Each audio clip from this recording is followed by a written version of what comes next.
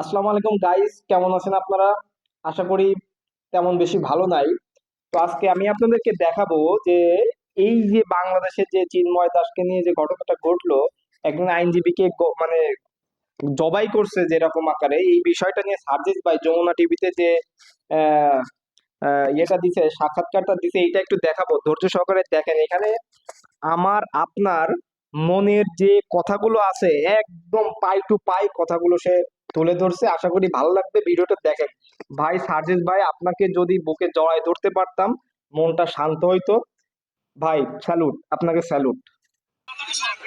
এই বাংলাদেশের মুসলমান যারা রয়েছে শান্তিপ্রিয় মুসলমান, এই বাংলাদেশের মুসলমান যারা রয়েছে তারা আসলে তারা যেমন নিজেদের ধর্মের প্রতি তাদের সহানুভূতি রয়েছে, অন্যান্য ধর্মের যারা রয়েছে তাদের প্রতিও তাদের সহানুভূতি রয়েছে।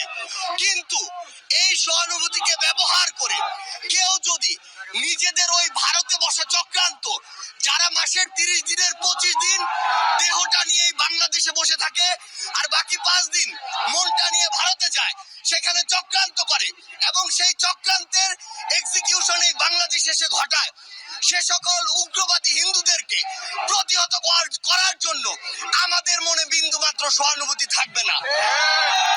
আমরা আমাদের জায়গা থেকে স্পষ্ট করে বলতে চাই, আমরা অনেক সহ্য করেছি, আমরা আমাদের জায়গা থেকে সর্বোচ্চ উদারতা দেখিয়েছি। আমরা দেখেছি এই অভ্যুত্থানের পূর্বে কারা কতটুকু এই অভ্যুত্থানকে সমর্থন করেছিল। আমরা দেখেছি এই বাংলাদেশ থেকে শেখ হাসিনা পালিয়ে যাওয়ার পরে কাদের মন সবচেয়ে বেশি খারাপ হয়েছে। আমরা আমাদের জায়গা থেকে স্পষ্ট দেখেছি, যখন এই বাংলাদেশে অভ্যুত্থান পরবর্তী সময় একটি অস্থিতিশীল পরিবেশ হওয়ার কথা ছিল, তখন কিভাবে আমাদের এই মাদ্রাসার ভাইরা ওই মন্দিরে গিয়ে পাহারা দিয়েছে, কিভাবে 5ই আগস্ট রাতে সারা রাত ওই মন্দির পাহারা দিয়ে সকালে ফজরের নামাজ তার সামনে রাস্তায় পড়েছে।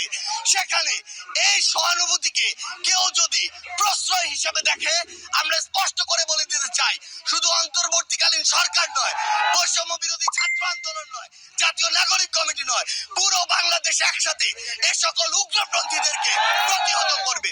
আমরা আমাদের জায়গা থেকে স্পষ্ট করে বলতে চাই, এসব ইসকনের নামে যেসব উগ্রপন্থীরা বিগত 16 বছরে অসংখ্য অপকর্ম ঘটিয়েছে, ফ্যাসিস্ট আওয়ামী লীগ এ সকল অপকর্মকে মানুষের সামনে আসতে দেয়নি।